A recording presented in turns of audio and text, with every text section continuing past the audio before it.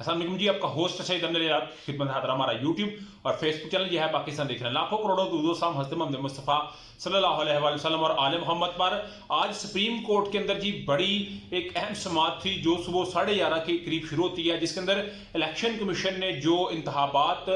मुलतवी किए पंजाब और खैबर पख्तूनख्वा के अंदर, क्योंकि सुप्रीम कोर्ट का 9 रुकनी बेंच था जिसमें से 2 जजेस ने तो वैसे ही माजरत कर ली थी, 7 रुकनी बेंच था जिसमें से 2 का इख्तलाफी नोट भी आ गया, तो 3-2 से फैसला हो गया। तो आज उसके अंदर जी जो समाअत हुई है आपस में ही कुछ मुकालमात हुए हैं और आपस में आमने सामने आए हैं जजेस, तो ये मेरा ख्याल है एक बड़ा नहीं ऐसा होना चाहिए, मगर ये आज आए हैं तो डेफिनेटली मंजर आम पे भी आए हैं, मगर जो एक बिल था वो आज पेश भी करवा लिया गया और फिर उसको पास भी करवा लिया गया कि चीफ जस्टिस साहब के पास हथियार नहीं है। मगर आज इरफान कादर साहब जो कि इलेक्शन कमीशन की जानिब से पेश हो, उसके मुतालिक मेरे पास अपडेट है, वो भी मैं आपके साथ शेयर करूंगा। सबसे पहले जी चीफ जस्टिस साहब पाकिस्तान उमर अता बंदियाल साहब, जस्टिस जियादुल हसन साहब, जस्टिस मुनीब अख्तर और जस्टिस अमीनुद्दीन खान और जस्टिस जमाल खान मंदोहेल साहब ने बकायदा तौर के ऊपर ये 5 रुकनी बेंच समाअत कर रहा है। समाअत से कबल ही सुप्रीम कोर्ट के रजिस्ट्रार ऑफिस में पाकिस्तान मुस्लिम लीग नवाज की जानिब से, पाकिस्तान पीपल्स पार्टी की जानिब से और जमात इस्लामी की जानिब से केस में फरीक बनने की दरखास्त दायर की गई और कार्रवाई शुरू होते ही पीपल्स पार्टी के वकील फरूक एच नाइक, जो कि बड़े सीनियर कानूनदान है, अदालत से केस में मुदाखलत आलिया बनने की दरखास्त की। आप अपना मौकफ पेश करना चाहते हैं चीफ जस्टिस साहब और आप पीडीएम की जानिब से आए हैं, तो जिसके ऊपर फरूक एच नाइक ने कहा जी नहीं, मैं पीपल्स पार्टी पीडीएम का हिस्सा नहीं है। ये पीपल्स पार्टी के आज वकील कह रहे हैं फरूक एच नाइक साहब कि वो पीपल्स पार्टी का हिस्सा नहीं है। जस्टिस बंदियाल ने फिर कहा कि अदालत पहले इलेक्शन कमीशन ऑफ पाकिस्तान के वकील के दलाइल सुनेगी और जब दलाइल सुनने की बारी आई तो उसमें देखा गया कि इरफान कादर साहब जो हैं वो आए, तो अदालत ने कहा जी चीफ जस्टिस साहब ने कि आप इरफान कादर साहब इधर, तो उन्होंने, क्योंकि ये मशीर भी है वज़ीर आज़म के, तो उन्होंने कहा जी आप मशीर, उन्होंने पहले इस्तीफा दे दिया हुआ था, तो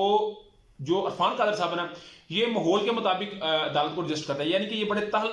जुमलों का इस्तेमाल करता है। जब उनके तलख जुमले हुए तो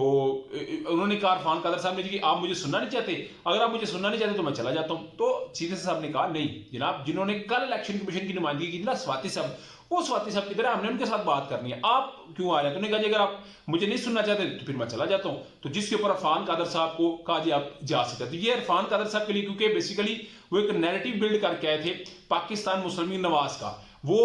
जो इंग्लैंड से और खास तौर पे कहा जा रहा है कि वज़ीर आज़म शहबाज शरीफ साहब डायरेक्ट जो है उनको हदायत कर रहे हैं कि जिधर आप समझे कि मामला थोड़ा सा गड़बड़ लगता है उधर ही आप थोड़ा सा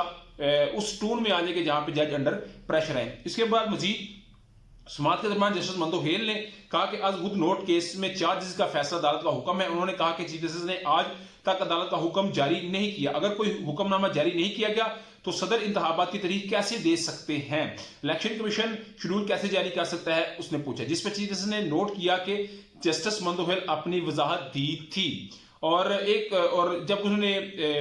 वजाहत दी तो जस्टिस मंदोहेल ने कहा कि फुल कोर्ट क्यों ऐसी 7 रुकनी बेंच को केस की समाअत करनी चाहिए। समाअत के दौरान ही जस्टिस मंदोहेल ने इलेक्शन कमीशन के वकील सजल सवाती से पूछा कि 1 मार्च के हुक्मनामे में कहा गया है कि 3-4 का फैसला आया है, तो ये 3-4 का फैसला है, तो फिर आप इसमें क्यों इस तरह की हडल क्रिएट कर रहे हैं? इसके ऊपर ना जस्टिस मंदोहेल साहब आज बड़े खुलकर आते रहे। जस्टिस मंदोहेल ने मजीद कहा कि इख्तलाफी नोट में वाज़ेह तौर पर कहा गया है कि जस्टिस याहिया अफरीदी और जस्टिस अतर मिल्ला फैसले से मुत्तफिक है।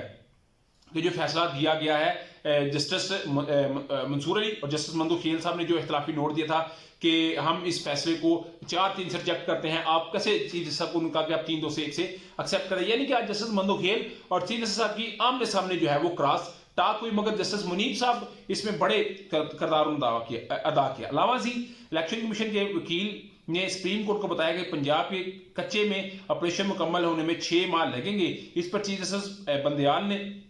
रिमार्क्स दिए कि दहशतगर्दी का मसला हकीकी था, लेकिन यह मसला गुज़िश्ता 20 साल से मौजूद है, इसके बावजूद मुल्क में इंतखाबात कराए गए। उन्होंने मजीद कहा कि 90 की दहाई में जब फिरका वाले जो दहशतगर्दी अरूज भी थी तो उस वक्त भी पोल्स हुए थे।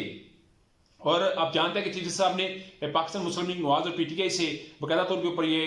यकीनदानी मंगवाई हुई थी कि आप जो थी ना बात, वहां पे ये भी बात हुई एक दूसरे के गले काटने पे आप तुले हुए हैं, तो इसके ऊपर पीटीआई और हुकूमत से यकीनदानी मांग ली। एक मौके पर इलेक्शन कमीशन के वकील ने अदालत उज़्मा को बताया कि हम इलेक्शन कमीशन मतलूबा फंड और इदारों की मदद की यकीनदानी पर इंतखाबात कराने के लिए तैयार है। जस्टिस अतर ने कहा कि लिहाजा इलेक्शन कमीशन मुनीब अख्तर साहब ने कहा कि इंतखाबात के लिए तैयार हैं और इसी मदद की जरूरत है। इस पर चीफ जस्टिस ने नोट किया कि मसला सियासी दर्जा रात में पड़ा हुआ है, तो उन्होंने कहा जी कि ऐसा नहीं हो सकता, आप दोनों हमें फिर एक दफा यकीन दहानी कराएं कि आप मामले को ठीक करेंगे। तो जिसके ऊपर आज जो पाकिस्तान तहरीक इंसाफ के वकील हैं बैरिस्टर अली जफर साहब, उन्होंने इस चीज को श्योर किया कि हम यकीन दहानी कराते हैं कोई ऐसा मसला पेश नहीं आएगा। मगर आज हर सूरत कोशिश की गई है कि सारे मामले को जो है वो रोका जाए और अदलिया के ऊपर जो है वो बुलडोज करने की कोशिश की जाए, उनके ऊपर प्रेशर बिल्ड किया जाए। मगर अदलिया भी आज बड़ा स्मूथ खेली है और जो मामला था ना, इसके ऊपर जस्टिस मुनीब अख्तर साहब ने, जस्टिस मंदोखेल साहब ने भी एक अच्छा रिमार्क्स दिया कि अदलिया को ना आपस में जजेस को कहा गया जी आप तो 3-4 और 2-3 से हैं, 3-2 से हैं, तो जिसके ऊपर जस्टिस मंदोखेल ने कहा ये हमारा इंटरनल मामला है, आप इसको छोड़ दें, आप ये बताएं कि 90 दिन में इंतखाबात कराने का इख्तियार है, अगर हमारे पास तो फिर हम करवाएंगे, और अगर एक्सटेंड करना तो इलेक्शन कमीशन ने किस एहतियात के साथ एक्सटेंड किया है, निगरान हुकूमत को क्यों इतना एहतियार है। जैसे मुनीब अख्तर ने कहा कि किस तरह वो 5 माह तक चल सकती है, अपने एहतियात किस तरह निगरान हुकूमत बना सकती है। तो ये जी एक बड़ी अहम किस्म की अपडेट थी, मैंने कहा वो आपके साथ में शेयर करता हूँ। तो जैसे जैसे मेरे पास कोई अपडेट आती है आप तक लाजमी शेयर करेंगे। मगर अभी तक का व्लॉग था, अभी तक की अपडेट थी। व्लॉग वीडियो पसंद है तो चैनल को लाइक सब्सक्राइब अपने दोस्तों शेयर करते हैं। नेक्स्ट वीडियो के लिए होस्ट को इजाज़त दिया, अल्लाह का हवाले। अस्सलाम।